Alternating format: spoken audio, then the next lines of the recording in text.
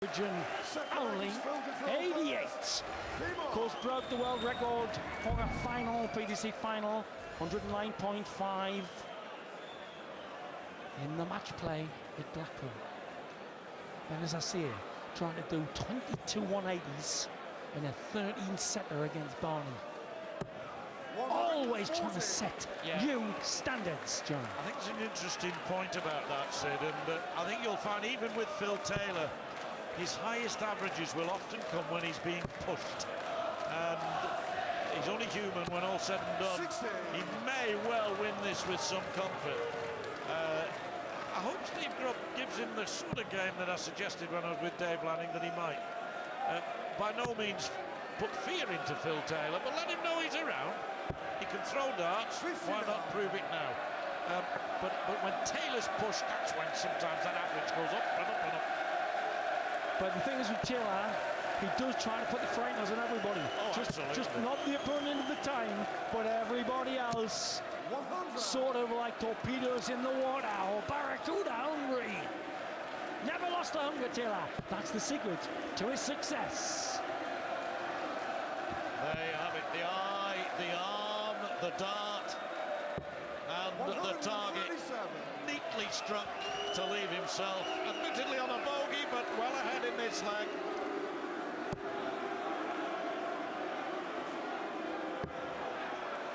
Nice cover shot by the challenger. Two guns. That'll set them dancing at the Lamin. Hope you're enjoying it, folks. Me and Gwenny are. Slack dart. Slack dart by Taylor. Two slack ones.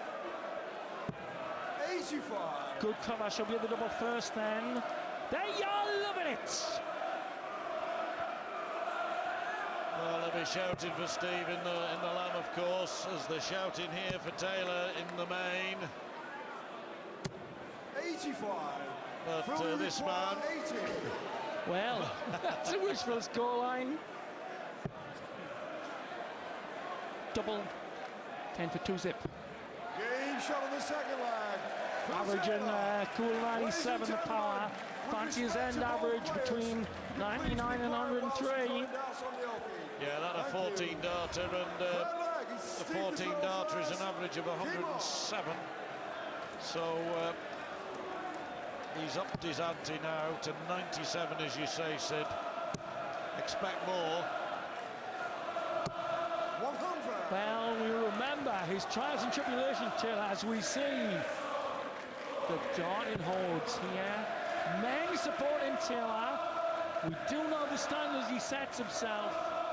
But last year, should have gone out of Van Gerwen. Struggled. And then was done by Margot. Yes, he only just squeezed past Alan Tabban as well in a tremendous game. It was hard-earned, Phil Taylor's route even to the quarter-final last year. And then, of course, he went into the new year still out of form when James Wade beat him at Glasgow on the opening night of the Premier League. January the 31st it was, barely a month after the World Championships had finished. But then from February the 1st onwards, from March the 1st onwards rather, he really did get it together and has never looked back. That's right. He's made 107 and 112 averages. Did 111 against Barney, and then a couple of weeks later 112 against Part in the Premier Dart League. He's made averages between 105 and 112. Look, commonplace. He's upped his own game 10% on his peak of 2003. 96. And let's be honest, he's taken one or two people with him. We heard about Coach Stompy's win against him in Germany recently. Taylor averaging round about 108 and not winning. Stompy coming back from 4-2 down with some quite brilliant darts. There are players from time to time who go 100. with him. But you're right, he is the man on the ladder who raises the bar.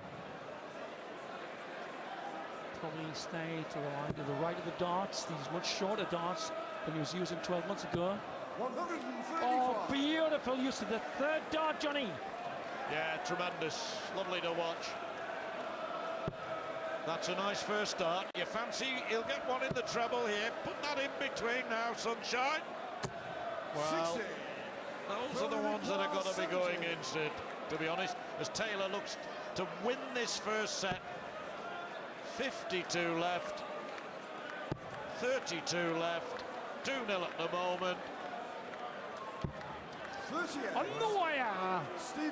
Slim pickings was as Shane Burgess said you would get against Taylor. There'll be a lot of shots he's given between 120 and 170. He's got to take them. He probably knows that as well as we do. Treble, 17. Quarter of an inch away. The power then to sew up the first set. Looking at double 16, the green bit. That's the area that's been letting him down. If there's one chink in the armor, it's this double 16 area.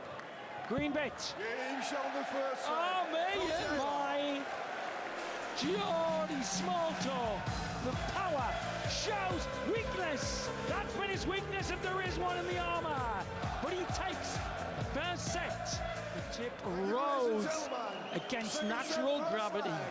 To what the Flight Karma 1000 shows us. The absolute dexterity of the darting demons. Averaging a mere 92 though, John. Don't get better. Yes, and averaging 92, but easing to a 3-0 first set. So never under any pressure. And reiterate what I said before, Taylor 60. produces when he's not under pressure, but especially when he's under pressure, when somebody's really pushing him.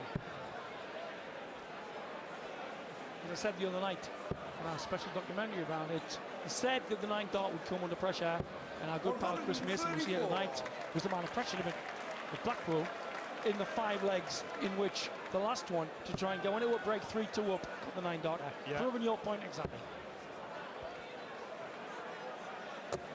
134. Good darts that from Steve Grubb. I'm sure those are the sort of darts he produces more regularly. I'm not suggesting he's feeling nervous. I don't think he is. I think he's rather enjoying it. He may just be over-concentrating a little.